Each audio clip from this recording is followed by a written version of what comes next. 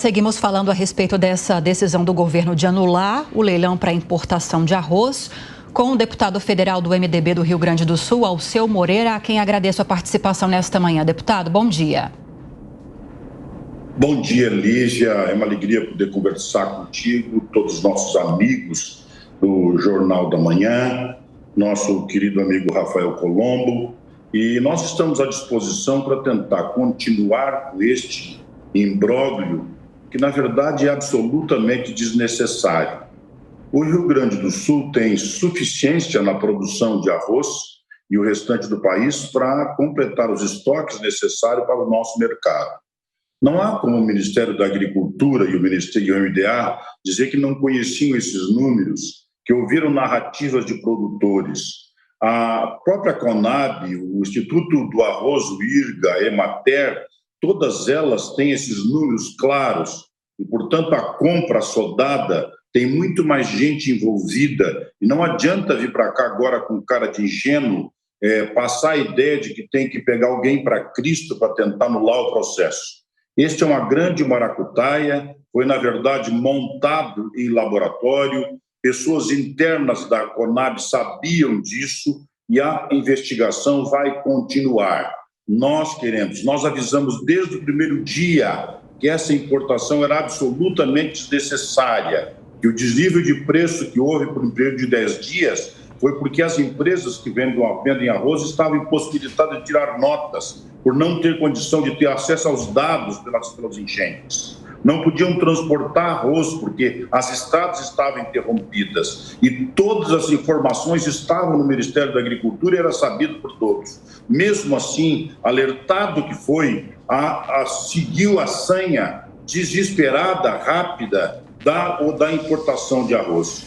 Ora, não precisa ser especialista para perceber que se realmente o mercado quer ser regulado, e essa é a função da Conab, regular estoques, basta retirar as taxas de importação e o próprio mercado trata de fazer a importação do arroz. Grandes redes de supermercado, atacadistas, varejistas, indústrias que são vocacionados para trabalhar com arroz importariam arroz, como é de todos os produtos importados ao longo do tempo. Não se sabe por que, definitivamente, por uma questão de natureza ideológica, o senhor presidente da Conab e o governo decidem que vão importar arroz, não sei de onde, nem com que qualidade, e aí querem botar a marca do governo na prateleira do supermercado. Este sistema, pessoal, para você ter saber de como o Estado intervém no comércio com suas marcas, é o mesmo que aconteceu em Cuba, Venezuela, acontece em todos os lugares. O que acontece depois disso, em decorrência disso? O arroz vendido a R$4, ele não pode ser competido por quem produziu um arroz custando para produzir 67. E aí depois ele vai ter que ser vendido para a indústria, vai ter que ser industrializado, vai ter que ser embalado. E chegado no mercado, ele não consegue chegar a esse preço.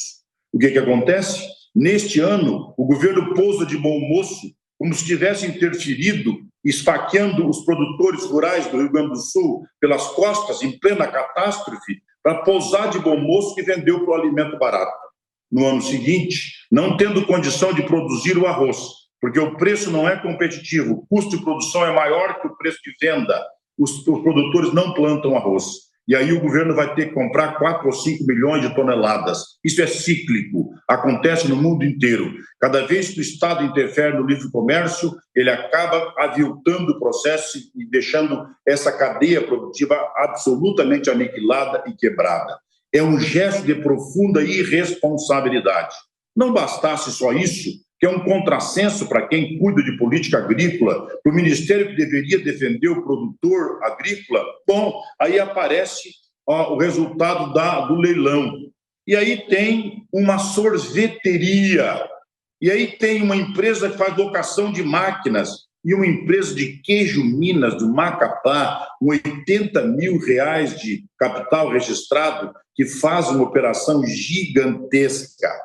E querem fazer-nos acreditar que basta demitir o secretário e achar que ele é o culpado e isso fica por si só? Com certeza não. Nós vamos continuar a chamar as autoridades para depor na Comissão de Agricultura, buscar as informações com relação a isso, porque há mais coisas na Conab a ser fiscalizada, inclusive a liberação de produtos como se fosse para alimentos de pessoas que foram atacadas pelas cheias e que estão na mão de candidatos a prefeitos do Rio Grande do Sul, distribuindo-os para quilombolas sem terra e tantos outros. Nós vamos seguir nessa investigação para o bem do agro brasileiro. Deputado, o senhor mencionou a demissão do secretário Neri Geller. Nós mostramos antes de o senhor entrar no ar aqui numa reportagem do André Anelli aí de Brasília, dizendo que há até um impasse a respeito dessa demissão. O próprio ex-secretário agora diz que não foi feito um pedido por parte dele, pelo menos não por livre e espontânea vontade, para deixar o cargo. Já Carlos Fávaro, que é o ministro da Agricultura, disse que foi feito um pedido sim por parte do ex-secretário para que ele deixasse a pasta, ou seja, uma demissão a pedido. De fato, nisso tudo, há uma preocupação de muitos representantes do setor no Congresso, de alguns deputados e senadores da bancada do agro, em relação à perda de um articulador importante do agro com o executivo, com o governo. Qual a opinião do senhor a respeito disso? O governo perde um articulador importante, mas o Congresso também? Com certeza. Neri Geller é uma pessoa absolutamente qualificada, foi ministro, conhece, estava no centro da construção do Plano Safra, ele fará muita falta. Mas mais do que a falta é o pré-julgamento. O fato de ter indícios disso ou daquilo, que o filho e o outro, e o outro, e o outro, não quer dizer que tenham prova de nada. Então pega uma vida de uma pessoa e joga do 18º andar de um edifício sem paraquedas, pura e simplesmente para se ver livre do processo. Atrapalhada e a barbeiragem de dizer que o Neri tinha pedido demissão e, na verdade, ele não pediu demissão, coisa alguma, já mostra a pressa desesperada em achar alguém para Cristo para se ver livre do problema. Se enganam. Nós vamos perder a articulação do Neri no Plano Safra, ele era importante para nós, mas tem outros responsáveis por esse processo e não adianta se fazer desentendidos que eu não sabia. Ora, como que não sabia? Né? Como é que 3 empresas absolutamente despreparadas para o processo chegam a volumes gigantescos? Tinha outros interesses envolvidos e essa teia que cheira a maracutaia e quadrilha precisa ser identificada e não é de uma pessoa só. Deputado, a gente já sabe quanto o Rio Grande do Sul perdeu de safra de arroz, se é que perdeu? Já tem esse dado? Porque o nosso consumo, o consumo interno, ele é muito justo em relação à safra de arroz aqui, não é? Cerca de 11 milhões de toneladas, segundo a Embrapa, um pouco mais, um pouco menos, dependendo da safra, dependendo do consumo. A gente já sabe se houve perda, quanto houve de perda da produção de arroz no Rio Grande do Sul para justificar ou não a importação? Os dois números, eles não são números tão lógicos assim, porque nós perdemos de colher 6% da safra, mas acontece que nós tivemos uma produtividade, com o tempo bom para a produção de arroz e as variedades cultivadas, nós tivemos um aumento de produtividade muito maior. Então, nós temos, na verdade, produção no Brasil entre 10,5 e 11 milhões de toneladas, e este, na verdade, é o nosso consumo. É preciso deixar claro que, na relação de mercado, o Brasil exporta em torno de 2 milhões de toneladas todo ano e também compra de fora 2 milhões de toneladas. É uma coisa absolutamente natural de mercado.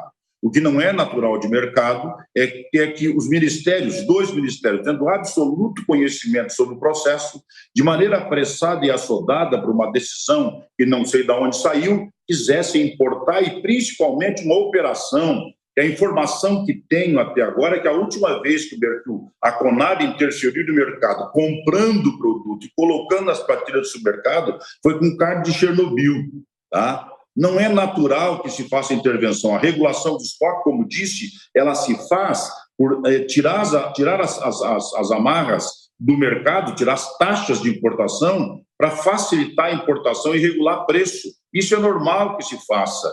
Não acontece que, no caso, nós temos um caso especialíssimo. Este é um único setor que, no Rio Grande do Sul, agora continuava funcionando, e o funcionamento dele irriga com recurso financeiro grande parte dos produtores que foram afetados. O cidadão não produz só arroz, ele produz soja, produz leite, e ele perdeu tudo, absolutamente tudo, sobre isso como ativo. No meio dessa catástrofe, dessa tragédia, o Ministério da Agricultura, que deveria ser o promotor, o protetor, ele interfere e prejudica definitivamente. Como é que a indústria que comprou arroz mais caro antes, como é que ela vai vender e concorrer com o próprio governo federal? Como é que o produtor, que teve um custo de produção mais elevado que isso, como é que ele vai plantar se ele sabe, se ele não sabe se no ano que vem pode haver outra intervenção do governo estapafúrdia?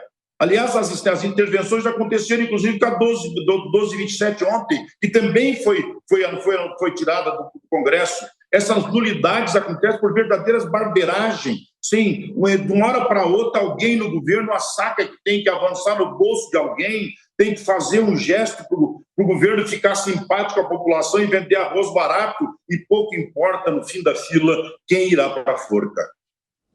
Deputado Alceu Moreira, muito obrigado pela entrevista e bom dia para o senhor. Até a próxima.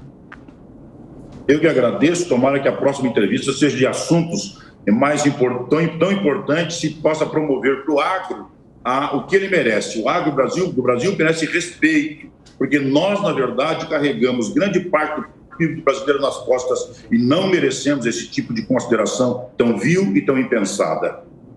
Bom dia.